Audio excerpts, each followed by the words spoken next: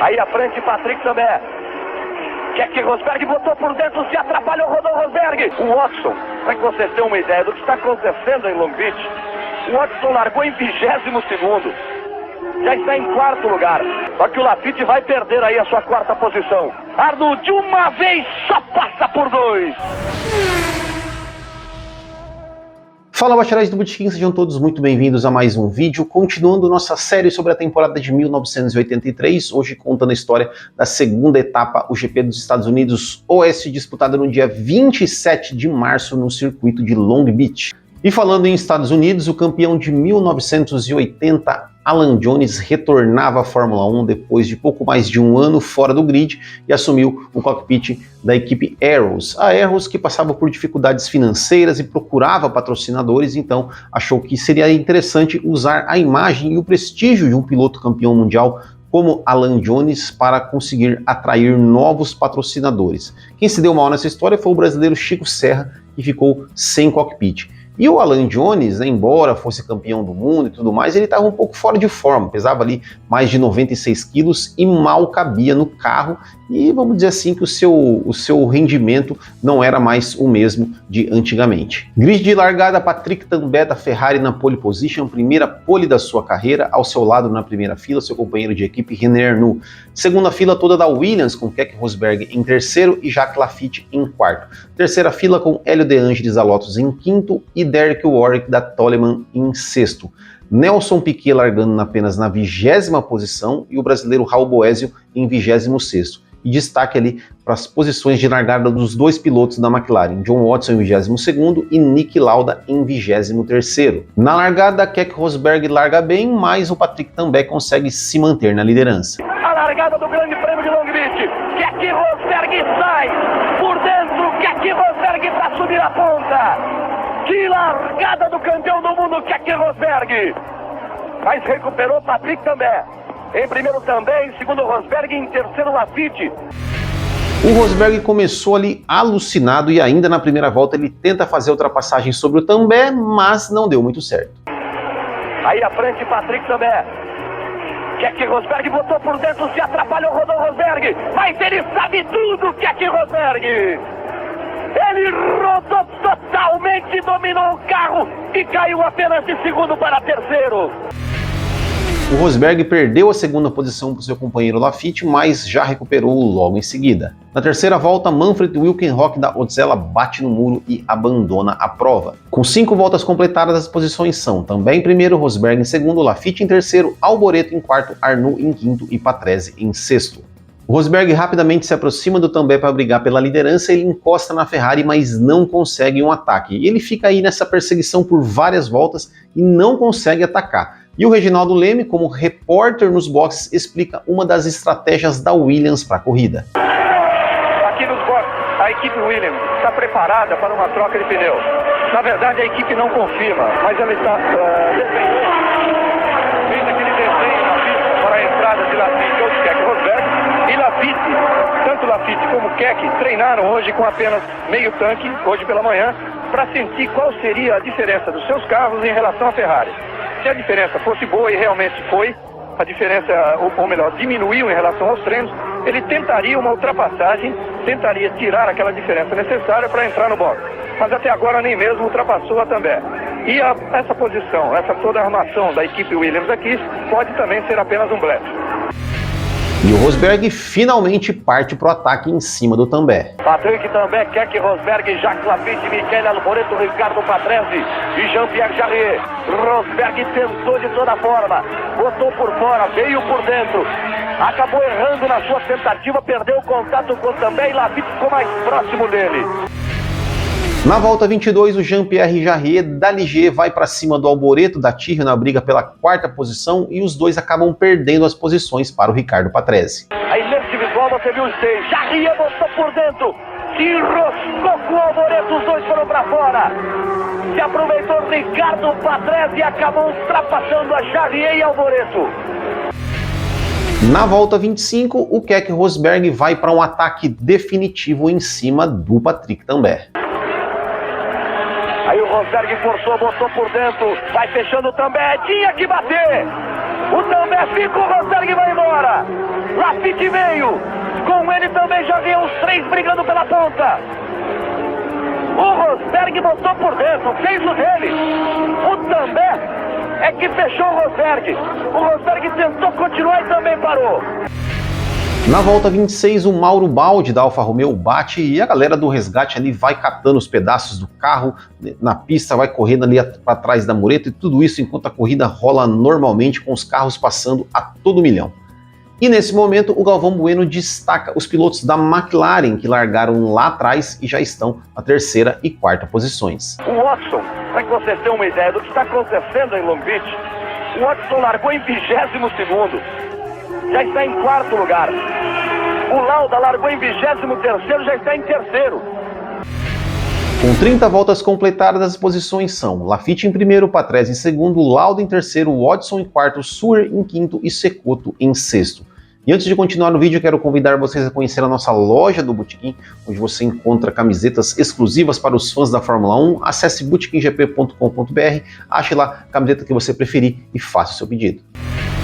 Na volta 33, o John Watson passa pelo Niki Lauda e assume a 3ª posição. Vê as duas McLaren, se ouve também o ruído do ronco do motor Ford Cosworth dos 2 carros. O Watson forçou, freou, travou, botou por dentro e passou. O Lauda deu ali uma colher de chá para o John Watson. Os pilotos da McLaren são os mais rápidos da corrida, eles vão tirando diferença ali em relação ao Riccardo Patrese, que é o 2º colocado, uma diferença ali que era de 22 segundos, caiu para 8 segundos em poucas voltas. E o Patrese, por sua vez, vai tentando pressionar o líder Laffite, ele fica pressionando, encosta, mas também não consegue atacar. Na volta 43, o Patrese perdeu as posições para o John Watson e para o Niki Lauda, mas a transmissão não mostrou o que aconteceu, se foi um erro do Patrese, se foi uma ultrapassagem normal, não sabemos. E na volta 44, o John Watson vai para cima do Laffite e assume a liderança da prova. John Watson tenta, coloca por dentro, Laffite ia bater, resolveu tirar, passa John Watson! John Watson passa Jacques Laffite! Niki Lauda também vai se aproximando, vai caindo muito o rendimento da Williams de Laffite. O Lauda também passou o Laffite, mas a transmissão não mostrou porque estava mostrando o replay da ultrapassagem do John Watson. E tem um momento da corrida que os 2 carros da McLaren chegam para colocar uma volta em cima da Alfa Romeo do Andrea De Cesaris. E detalhe, que a pintura da Alfa Romeo era praticamente idêntica aos carros da McLaren. Se parece que ficam 3 carros da mesma equipe, mas na verdade é McLaren e Alfa Romeo, olha só. E o Piquet, que tinha largado em 20º, estava em 7º, né? Nem tinha aparecido na transmissão e só apareceu quando John Watson foi colocar uma volta nele. Mesmo que seja ultrapassado por Watson, vai levar uma volta.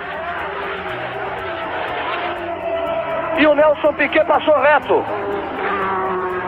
Passou reto Nelson Piquet. Ele abriu para o Watson passar. O Sullivan veio junto, ele passou reto. Aí o Piquet deixando o carro.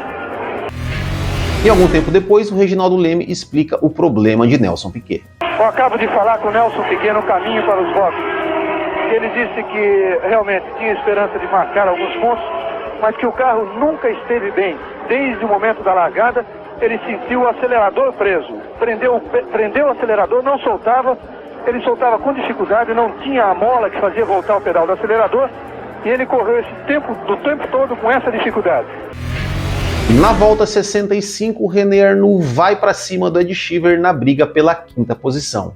Arnoux colocou por dentro, a curva é à direita, vai fechando, vai fechando, vai fechando, Ed Cheever consegue sair à frente ainda, Ed Cheever. 2 voltas depois, o Arnoux faz uma belíssima manobra que vale 2 posições, só que o Ed Cheever ainda conseguiu dar o troco em cima dele. Só que o Laffite vai perder aí a sua 4ª posição. Arnoux de uma vez só passa por 2. Arnoux, portanto, é o 4º colocado. O Cheever não vem de barato. A briga é bonita. Ed Cheever volta à frente de René Arnoux. Realmente uma belíssima disputa, né? E na volta seguinte, o Arnoux passa de novamente o Ed Cheever e assume a 4ª posição. O Arnoux quer de novo à frente. No mesmo ponto. outra vez volta René Arnoux, que pega bonito no final da corrida. E ainda na mesma volta o Cheever abandona a prova com problemas no câmbio, ele sai bastante irritado, bastante chateado, na final ele estava correndo em casa, estava fazendo uma boa corrida, estava pontuando, podia quem sabe até sonhar com um pódio, mas acabou abandonando a prova. Na volta 72, o terceiro colocado Riccardo Patrese também abandona a prova com problemas no seu motor BMW. E depois de 75 voltas, John Watson vence o GP dos Estados Unidos Oeste. Entre Nelson Piquet e as duas bravas, a posição do campeonato. John Watson conquista a vitória em Long Beach. John Watson, primeiro colocado. John Watson, o grande vencedor do Grande Prêmio de Long Beach em 1983. Uma fantástica corrida de John Watson.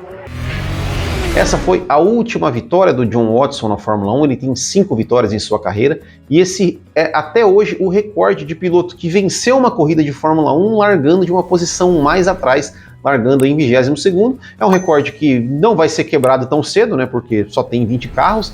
Em 2026, né, que vai entrar uma equipe a mais, esse recorde pode ser no máximo igualado, mas superado talvez nunca mais, né? Mas realmente foi aí uma bela corrida do John Watson, apesar de que a transmissão não mostrou muita coisa, não mostrou muitas ultrapassagens, nada disso, mas largou em 22º e venceu a prova, e o Lauda, que largou em 23º, chegou em segundo. E diz, né, que o grande trunfo da McLaren nessa corrida foi os pneus Michelin. Os dois conseguiram entrar, fazer toda a corrida sem parar nos boxes e com um bom rendimento que permitiu a eles aí alcançar a primeira e a segunda posição. E essa corrida também foi a última corrida do circuito de Long Beach na Fórmula 1. Classificação da corrida: vencedor John Watson, 75 voltas, segundo lugar Niki Lauda, 27 segundos atrás, terceiro colocado René Arnoux da Ferrari a 1 minuto e 13, quarto lugar Jacques Laffite da Williams, 1 volta atrás, quinto Mark Sawyer da Arrow, 1 volta atrás, e sexto Johnny Cecotto da Theodore, 1 volta atrás. Classificação do campeonato após 2 etapas: Niki Lauda líder, 10 pontos, segundo John Watson e Nelson Piquet com 9, quarto Jacques Laffite com 6 e quinto René Arnoux com 4. Campeonato de construtores: primeiro McLaren com 19, segundo Brabham com 9, terceiro Ferrari e Williams com 6 e quinto Arrows com 3 pontos. Então é isso, esse foi o resumo do GP dos Estados Unidos Oeste, e eu convido você para assistir o nosso vídeo da série, o primeiro vídeo dessa série, o GP do Brasil, que foi uma corrida, a única corrida da história da Fórmula 1 que não teve um segundo lugar. Como assim? Vai lá, assiste o vídeo e você vai descobrir. Certo, pessoal? Muito obrigado, um grande abraço a todos, até o próximo e tchau.